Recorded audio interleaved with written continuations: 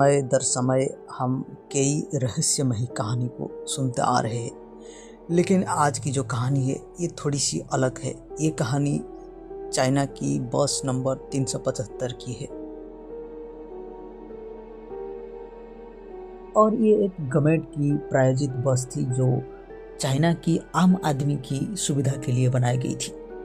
और इस बस की जो रूट थी ये थी युआन मिंग युआन से चिंगशान की फ्रैग्रेंट हिल तक। और अक्सर ये इस बस की जो टाइमिंग थी वो देर रात हुआ करती थी। जो आखिरी मुसाफिर होते थे इसी बस में अपनी घर के लिए रवाना होती थे।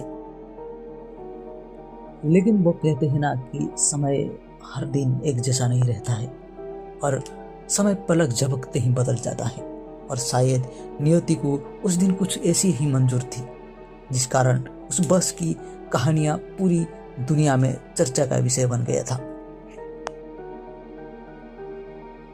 इसी ठंड भरा सर्द मौसम में बस चल ही रही थी। ड्राइवर ने अचानक ब्रेक लगा दिया और ब्रेक मारने पर जब कंडक्टर साहिबा आगे पूछती है तो ड्राइवर साहब कहते हैं कि मुझे कुछ परछाइयाँ नजर आई जिसके कारण मैंने ब्रेक लगाया। और जब कंडक्टर साहिबा नीचे आके डोर के पास पहुंचती है तो देखती है 3 लोग नीचे खड़े हुए हैं और वो दरवाज़ा खोल ही देती है। अब दरवाज़ा खोलते ही वो 3 लोग बस के ऊपर चढ़ने लगते हैं, लेकिन जैसे कंडक्टर साहिबा गौर करती है तो देखती है इन दोनों आदमी ने तीसरे आदमी को सहारा देते हुए ऊपर उठा रहे। अब ये तीनों पैसेंजर जाके पिछले सीट में बैठ जाते हैं, लेकिन पहले से मौजूद पैसेंजर इन लोगों को देख के थोड़ा घबराए जाते हैं क्योंकि इन लोगों का वेशभूषा और चेहरा इन लोगों से काफ़ी ज़्यादा अलग था। और कुछ ही देर बाद बस की अगली स्टॉपेज आती है जहाँ से वो दोनों कपल उतर जाते हैं और बस आगे बढ़ने लगती है। लेकिन बस में बैठी बूढ़ी औरत थोड़ा हड़बड़ाई हुई थी और कुछ ही देर बाद बूढ़ी औरत चिल्लाने लगती है। इसकी पुकार सुन के कंडक्टर अब गाड़ी के अंदर आ जाती है और पूछती है कि हुआ क्या है।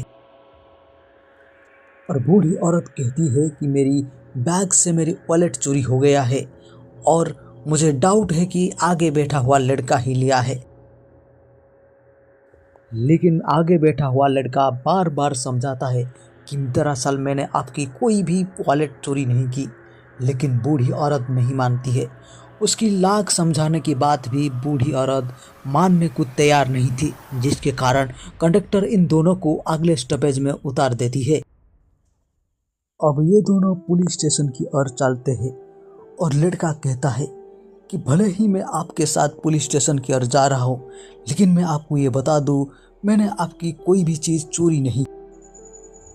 और बूढ़ी औरत कहती है कि मैं जानता हूँ कि तुम मेरी कोई भी चीज़ चोरी नहीं किए हो, लेकिन मैं तुम्हें उन शैतानों से बचाना चाहती थी।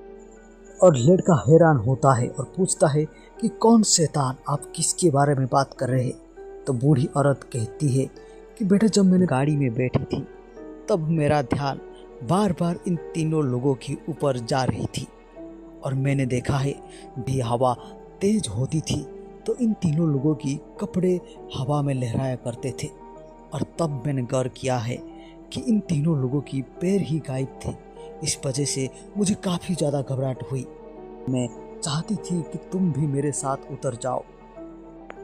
अब बूढ़ी औरत से इस बात को सुन के लड़का काफ़ी ज़्यादा हैरान था और उसी वक्त ही पुलिस वालों की एंट्री होती है और ये सारी बातें पुलिस को बताते हैं। लेकिन पुलिस वाले ने इन बात को इतना ज़्यादा सीरियस नहीं लिए और उनको घर जाने की सलाह दे दी। और अब ये लोग घर की ओर रवाना होने लगे। लेकिन अगले दिन ये खबर मिलता है कि दरअसल उस बस जो 375 था वो कभी फ्रैग्रेंट हिल्स तक पहुंचा नहीं। और इन लोगों की बात अब मीडिया अखबार में भी फैलने लगी थी। पुलिस वालों के ऊपर और भी दबाव बढ़ने लगा और पुलिस वाले इस बस की तलाश में जुट जाते हैं।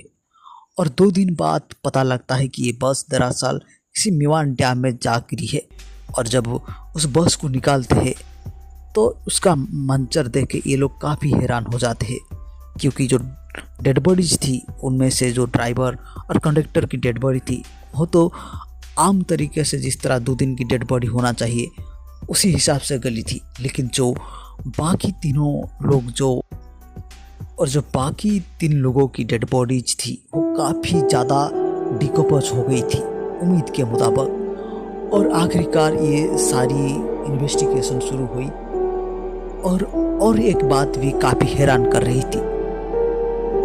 ये एक गवर्नमेंट बस थी और इसकी तय रास्ते के मुताबिक इसमें फ्यूल डलवाया जाता है, लेकिन ये फ्रेगरेंट हिल्स से जहाँ जाके गिरी यानी मीवान डैम लगभग 100 किलोमीटर रास्ता की फासला था।